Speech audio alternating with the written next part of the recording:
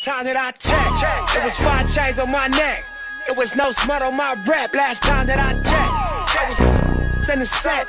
Make $250,000, no sweat last time that I checked. I'm the streets voice out west. Legendary self-made progress last time that I checked. First the money, the respect, and the power come next last time that I checked. I've been self-made from the dribble. I was been saying I'm a Welcome back, everybody, to another episode of The Wild Card. My name is Khalil with 2 L's. I'm here with Kendall with 1 L, and we are in the studio with the L of the library. Okay, you started. And we came up the elevator. Okay, you started off high, and then you kind of went down a little bit. But it's good to be back, bro. It's good to be back. Nice change of scenery. I'm feeling good about this. It's our first show ever in here. Oh yeah. It's been a long time coming. Yeah, because we were supposed to do this 2 years ago, but that's neither here nor there. Life be lifing. Life be lifing. God is good though. But it's been about 2 weeks since we did our last episode. A lot has happened. A lot has changed. Yep. The football schedule's been out. Football stuff is happening around the SWAC. HBCUs, our coaches hired. FAMU finally made a decision. We'll talk about that at some point down the road. Mm-hmm. But most importantly, we have a schedule now. Starting off the season in Miami. Kendall, how are you feeling about this year's schedule? I mean, I liked it. I think, there's been a lot of different opinions on it, but I liked it. I think this schedule gives us an opportunity to play some MEAC competition early. I'm always a fan of that. Obviously, we played Howard a couple years ago. I was a fan of that, just to kind of see where we are. I like that aspect of it. I think we have a couple of revenge games, that I'm interested in. That FAMU for homecoming is one of those. Jackson State as well. I know they're going to come in and they're going to want to beat us like we beat them on their home turf. Absolutely. So I liked it though. I'm really interested in how we play, especially early on in the competition. Now, a lot of people were kind of disturbed about not having a Labor Day Classic. Did you have a problem with it? But my thing is, we're still playing the same team that we usually play, Miles. Yeah. Which is a favorable game for us. You know how last year happened, and I think that we'll come back more motivated this year to beat them because you don't want to get 100%. You don't want to make it. You don't make it a trend. No. So how did you feel when having a Labor Day Classic? I mean, I didn't necessarily mind it that much. I understand the historical context of it. And you get to go to Miami. Yeah, of course. I understand that. But I think, like I said before, I'm never going to shy away from us playing MEAC competition because ultimately I feel like it gives you a good understanding of kind of where your team is. So I understand the historical context, but I'm not necessarily as disappointed about it. And on a bigger perspective, this is also a chance where North Carolina Central was a team that dominated their conference up until Howard last year. Yeah. This is still, even though they lost their quarterback in Davis Richards, this is still a team that we could potentially see down the road in the Celebration Bowl and the national championship. Yeah, I mean that's what I was kind of getting to. So yeah, I like it. I mean, obviously you get to go to Miami. We don't have any money games this year either, so I think it's a good experience for the guys as well. So. Also a great recruiting bound because we have a couple guys from the team that are from that area. The Stephon Young, the Tyree Saunders. So it's always a great opportunity to go to places where you get a lot of players from and hopefully get some more. And if we can win a SWAC championship, and then that's also an opportunity for our players to get exposure on a Sunday in front of the whole world because it's just you. Yeah. As we saw with Jackson State and FAMU, now it's just you. So I think that's a big benefit for us. Yeah, for sure. Any other games that you're looking forward to? I think Sanford is a winnable game for us. Okay. You might call me crazy, but those are – you have – early in the season, we're going to be able to tell what this team is. Now, I know, like last year, in my opinion, I wish that we could have got FAMU a little bit later so we could get – because it takes a while for – we're a rhythm team. Like, we may start the season off slow, but we pick up down the road, like as we did last year. So I kind of want to see where we stand, but we're going to know very, very early where this team is. But it's good to play the early competition to have that measuring stick game. And I think Sanford is very much a winnable game if we go in there and we're on our P's and Q's. And I think it's funny because you've seen the tale of 2 seasons, basically. We started off the year, so-so last year, and then we had a winning streak, and then we were pretty good toward the end. And then the season before that, we started off pretty high, and then we kind of fizzled out. Yeah, fizzled out. So I think for me, I'm looking for us to be more consistent all the way through. Hopefully we don't have like a 2-game, 3-game skid here and then a 5-game winning streak here. Like hopefully it doesn't take all of that in order for us to remain at the top of the SWAC. So, I agree 100% with what you said. You got to admit, though, there's a lot of momentum for us going into next season, especially with the addition of Andrew Body. This Rico is Rico Dozier. We have a lot of momentum going into this season, coming off of last year. So this is a team that's riding a high, and Coach Robinson has this program in what looks like to be the favorite in the SWAC East next year. I mean, I think you always got to worry about the top dogs. I think anytime that a team wins a SWAC championship, you always got to worry about them. So I'm always, going to be looking at FAM. Jackson State with TC Taylor. Obviously, Jackson State's still going to be there. A lot of parity in the SWAC, we know. So and you can never count on A&M either because Coach Maynard isn't far removed from winning a SWAC championship. 100%. So, I mean, it's a lot of different factors there, a lot of different variables, but I'm looking forward to seeing us kind of building on this momentum. And it's still early. I mean, we've seen us get big recruits and things like that, after the spring game or around that time. So I think it's still a lot of time left. So I'm really looking forward to seeing what else this coaching staff can do. Absolutely. Well, speaking of momentum, our men's basketball team is off to a 4-2 blazing hot start. We were number one in the SWAC East up until our loss against Texas Southern by 1 point on Monday, unfortunately. But this is the best start that we've seen in a very, very long time, at least since most of us have been here. Yeah, it's good to see. It's definitely good to see because, I mean, I think you kind of get so used to not being good that it's like, okay, when are we going to get that? When are we going to have that season where we're, doing well? And I think, credit to Coach Madlock and his coaching staff. I think he's finally gotten his group together that I think plays the style in which he wants to play. And I think you're kind of seeing the dividends of that. I got to say, Kendall, it's a good problem to have when you're bench mob. Because my favorite part of the team is when Sean come in the game and Crank come in the game and Eric come in the game and they get in there and they start dancing. Yeah. Like Crank made do the A&M fall, he missed a shot. I mean, not Crank. Sean made do the A&M fall, he missed a shot.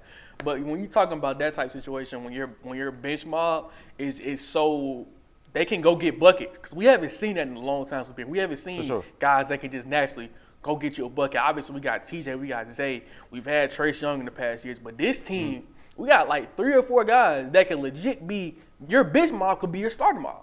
And I think that makes all the difference. Like you said, the bench mob could be a starting mob. We saw Eric started last year, and it's kind of like, okay, these guys have to buy into their roles, and it looks like that's what they're doing.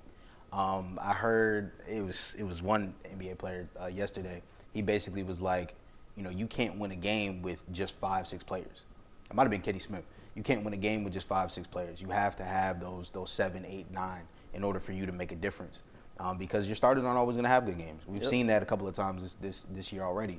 And when that bench can give you energy, when that bench can give you points, defense, whatever you need, that's a good bench to always have. So I'm happy that they're playing so well this early.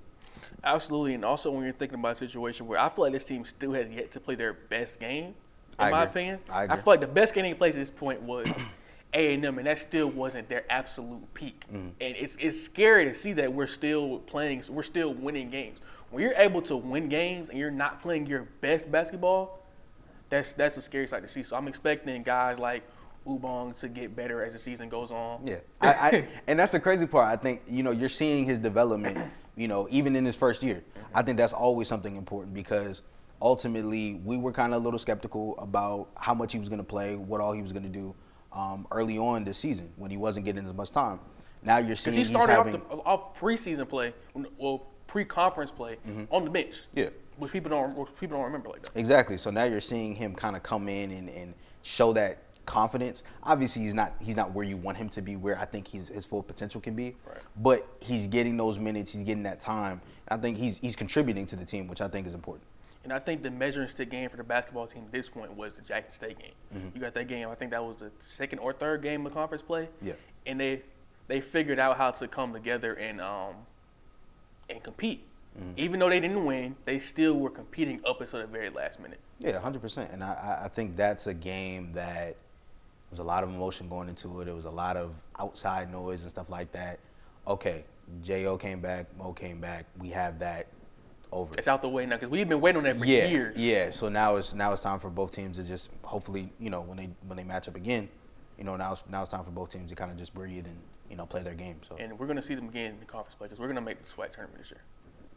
Man, feels good to say that about this team for sure. Yeah. 100%. We gotta talk about the women's basketball team. Obviously, not an ideal start. Yeah. But they're young.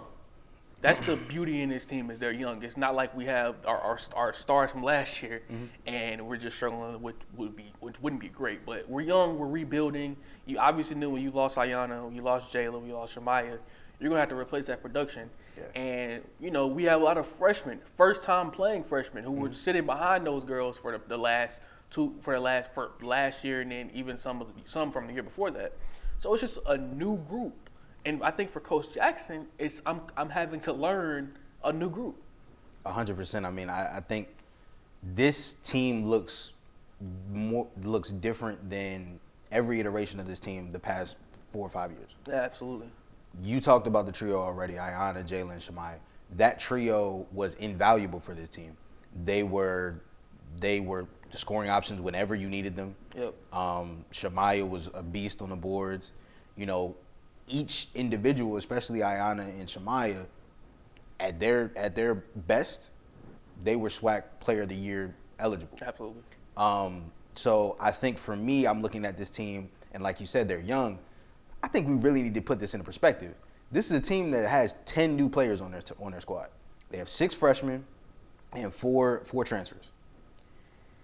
To have that many new pieces on this team, that's a hard thing to do. All right. And you have your Dakaya Sanders and your Cordesia Harrises and the rest of your returning players, but ultimately those players played very different roles last season in the seasons in the past. And they were playing winning roles. They can still play those roles, but you're asking them. You basically ask them to take as Kobe Bryant would say, such a quantum leap. Yeah. Like you asked them to go replace DK, who was the defender and your primary playmaker, and you're asking her to go be a 30-point game scorer. And I think that's the thing with the team like this. You're not necessarily asking that of them, because I think, especially at this point, both of them are upperclassmen. They're kind of playing their brand of basketball. Cordesia Harris, what you're referring to. Yeah, they're kind of playing their brand of basketball at this point. I think, like you said before, they've played these roles so well in the past that it's like, okay, we need a little bit different from you this year. And I think that's a hard transition to make as a multi-year player coming in. So I don't know. I feel like this team is going to get an opportunity to play as much as possible as far as like their young players. I mean, everybody's pretty much contributing. I mean, you don't have a situation where you have so many upperclassmen that your freshmen aren't going to get any tick. So now I think it's really just about adapting to that. Right. This is the first time that I think Coach Jackson has been in this position in years. I mean, when you have 3 players that mean so much to your team, we don't have the exact usage rates, but it was pretty high. Like if I had to estimate, it had to be probably they were at least 70 to 80% of your offense. I'd argue 85, 90, depending on the situation. Right. So I really do think that you take the wins that you have. I'm not saying that this season is completely over for them. I'm hoping that they kind of figure it out. But ultimately, I do think that this is going to be a down year in comparison. I mean, you've already seen it. I think it's going to be a down year for them in comparison to what they've done in the past. Because, I mean, in the past, they've been in the SWAC championship 2 out of the last 4 years. They were literally a possession away from winning one. So it's tough. It's definitely tough. But I have all the faith in the world in that coaching staff to, kind of right the ship. Make this not a lost season. I'll say it like that. Yeah, and it was big for them to get that win on Monday against Texas Southern. And I think Coach Jackson's vibe it almost gives me the Nick Saban's vibe from this year, where not retiring, but it's a situation where, look, we've been through so much. I had my success over the last couple of years. I'm just gonna come out and enjoy this. I've never seen her dance, and her demeanor is I don't know. I haven't seen it like that. Yeah, I'll say it like that. But I think for her, it's just they're just enjoying the ride. Yeah, you have to enjoy those wins because I think when you go on long losing streaks, I mean, that's the second one of the season. But they were 1-16 up until they won their first conference game. So to win your second game with such young players, I want to show y'all what it's like to win, so we can have this feeling all the time. At some point, I think with this team, you have to think about long term. You can't think about just this season, right? Because I think when you get caught so much up in this season, those wins don't mean anything. And it's like, man, I just graduated high school. This is my first college season. I want to enjoy the wins. Like, I want to feel what those feel like. You only have 2 of them. Enjoy them.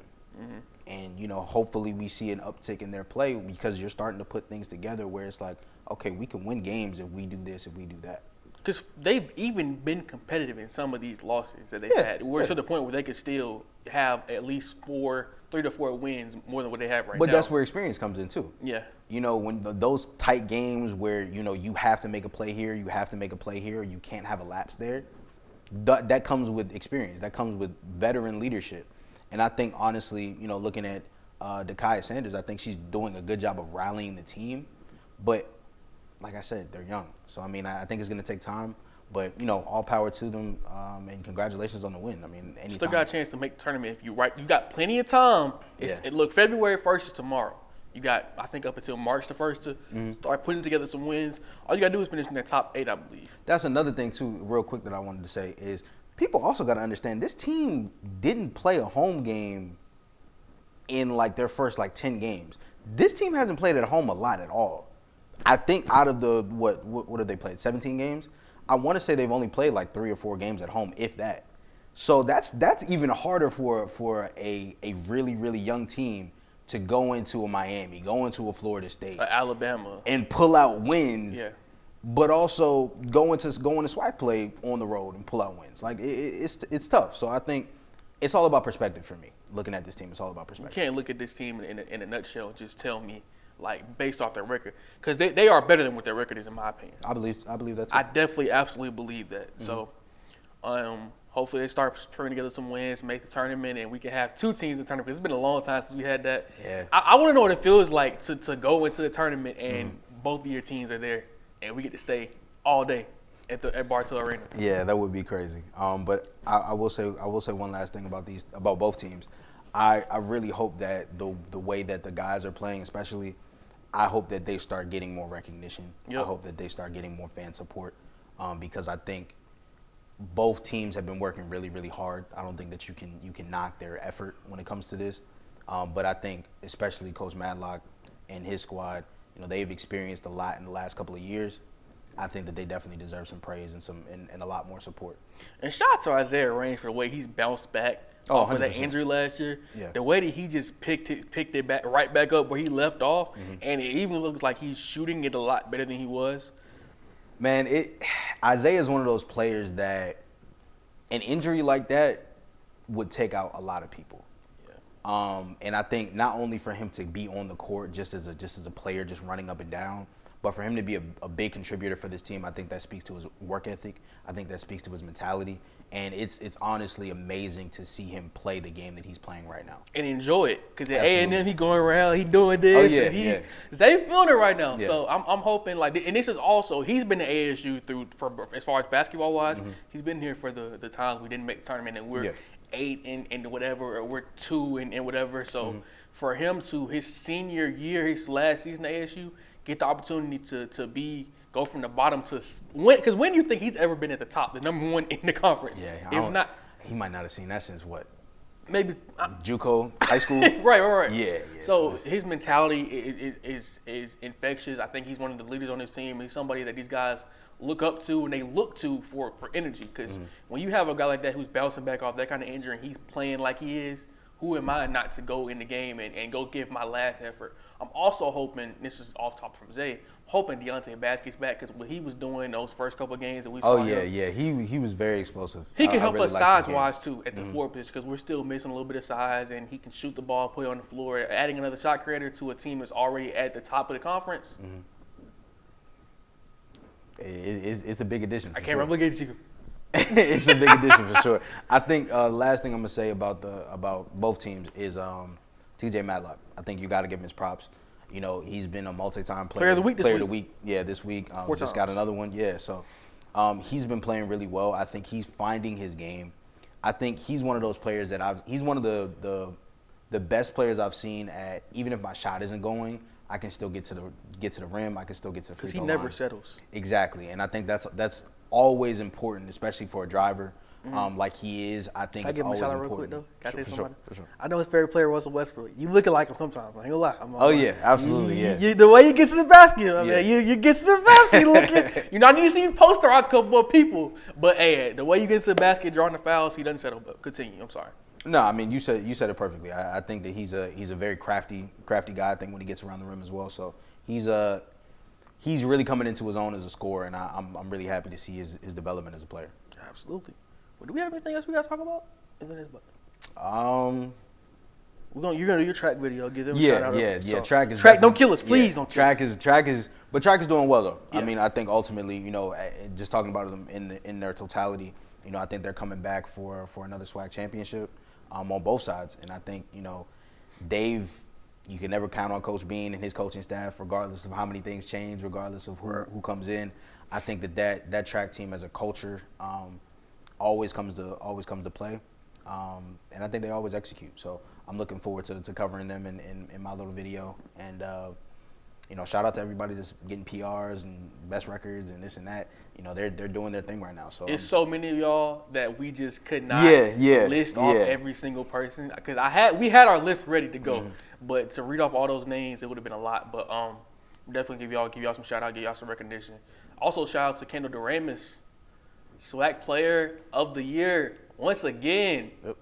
Preseason SWAC Player of the Year. Yep. Also, shout out to the softball team for being number 1 in the preseason rankings in the SWAC East Division. So, hoping they can come back off of last year, avenge where they finished last year, and win a SWAC championship. Because this is the year of the champions, bro. I'm telling you, every sport is gonna win a SWAC championship. Why should I tell you?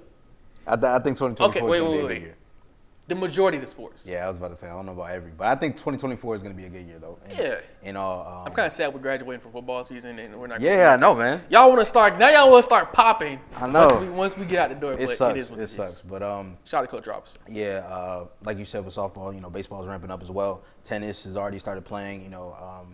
We went to a game or two of them, so I think that the spring is looking really promising. I'm really excited to see all of these teams, cover all of these teams, and give y'all more content as well. So I'm looking forward to it. Absolutely. Well, thank you guys for tuning in this episode, guys and girls and women and men. And we will see you guys next time. Make sure you like, comment, subscribe, and donate to the Cash App Wildcard 2K. See you next time on the Wildcard. Great show, man. I don't get it. My fault. Right, cool. My fault. Nah, that's fine. It's cool. Great finish. Great show.